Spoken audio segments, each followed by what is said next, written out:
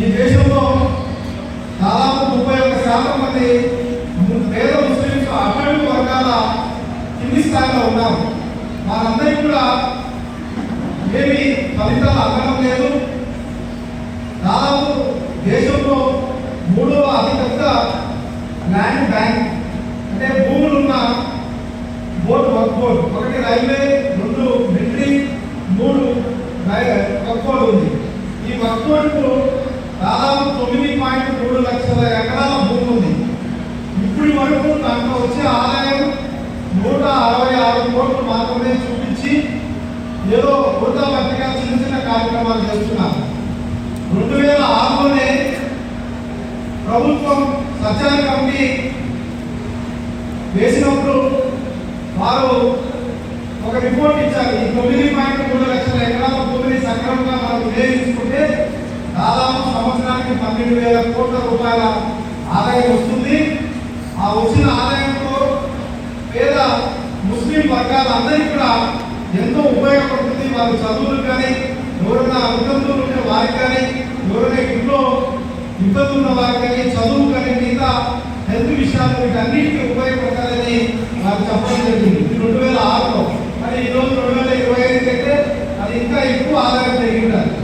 ఈ కొద్ది మంది వ్యక్తుల కమత హస్తాలతోనే ఈ భూమిని పెట్టుకొని తోటి ముస్లిం సోదరులు కూడా వారు అవకాశం ఇవ్వకుండా వారేది అనుభవిస్తున్నారు. కాబట్టి ఇది మొత్తం దేశంలో ఉన్న ముస్లిం సోదరులకు, సోదరీమణులందరికీ కూడా ఉపయోగపడాలని ఒక చిన్న సవరణ చేయడం జరిగింది.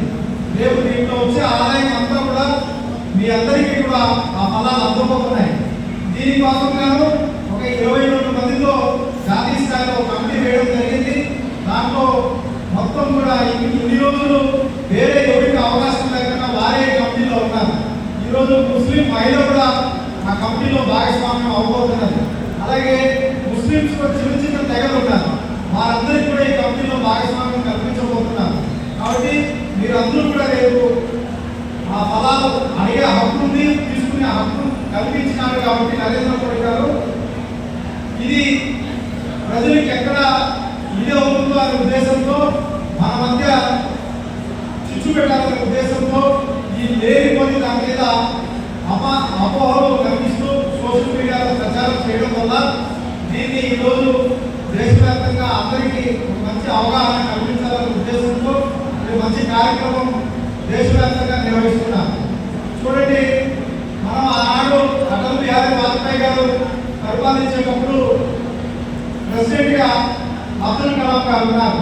మరి ఆ రోజు మనం ప్రోగ్రాంలో అణుపరీక్షలు నిర్వహించినప్పుడు అమెరికా మన మీద ఆంక్షలు విధించినా కూడా వాజ్పేయి గారు ఒకటి అన్నారు, మీరు ఎన్ని ఇబ్బందులు పెట్టినా మేము భయపడం, ప్రపంచ దేశాల్లో ఉన్న భారతీయులందరూ సహకరిస్తే దేశం ముందుకు వెళ్తుందని అగ్రరాజ్యాన్ని ఎదిరించి నిలబడగలిగినాం. ఈరోజు గత 10 సంవత్సరాలు 2 పర్యాయాలు మంచి సుపరిపాలన అందించి ప్రజలు మంచి పేరు తెచ్చుకొని ఇప్పటికి కూడా మనం ఉచిత బియ్యం ఇస్తున్నాం. అలాగే ఎన్నో రకాల సంక్షేమ పథకాలు ఇస్తూ ప్రపంచంలోనే భారతదేశాన్ని 5వ అగ్రరాజ్యంగా నిలబెట్టినందుకు ఇవన్నీ చూసి కుట్రలన్నీ తట్టుకోలేక మన పక్కనున్న పాకిస్తాన్ దేశం ఈరోజు వాళ్ళ ఆర్థిక పరిస్థితి ఎంత దీనంగా ఉందో, అంత ఇబ్బందుల్లో ఉన్నా కూడా మన మీద చిచ్చు పెట్టాలనే ఉద్దేశంతో మేము పహల్గాంలో కూడా వారు ఒక దాడి చేసి హిందూ ముస్లింల ఐక్యత దెబ్బతీయాలనే ఉద్దేశంతో ఇటువంటి అన్నీ చేస్తున్నారు. కాబట్టి ఇవన్నీ కూడా మీరు గుర్తించుకోవాలి. ఎవరు ఎన్ని కుట్రలు పడినా కూడా భారతదేశం ఇంకా 2040 వికసిత భారత లక్ష్యంగా ముందుకెళ్తూ రాబోయే రోజుల్లో 2వ స్థానంలో అత్యంత ఆర్థిక అగ్రదేశంగా ఎదగబోతున్నాం. ఇటువంటి పరిస్థితుల్లో ఎన్నో ఇలాంటి కుట్రలు కుతంత్రాలు చేస్తూ ఉన్నారు. కాబట్టి వాటన్నిటిని కూడా మనం జాగ్రత్తతో మేల్కొని తొందరపడకుండా సోషల్ మీడియాలో వచ్చినట్టు నమ్మకుండా ప్రజలు గుర్తించి జరగాలని ఆశిస్తున్నాను. ఈ వర్కౌట్ గురించి ఇంకా పెద్దలు రామచంద్రారెడ్డి గారు, చంద్రబాబు గారు వీళ్ళందరూ మాట్లాడేది ఉంది కాబట్టి పూర్తిగా వాటి చట్టం గురించి అవగాహన వాళ్ళు కల్పిస్తారు. మీరు ఎక్కడ కూడా వీటి మీద సోషల్ మీడియాలో వచ్చే నమ్మకం మనమంతా దేశ సమగ్రతకు సమైక్యతకు కట్టుబడి పనిచేస్తామని ఆశిస్తూ నాకు ఈ అవకాశం జిల్లా కమిటీ వారికి ధన్యవాదాలు తెలుపుతూ జై హింద్.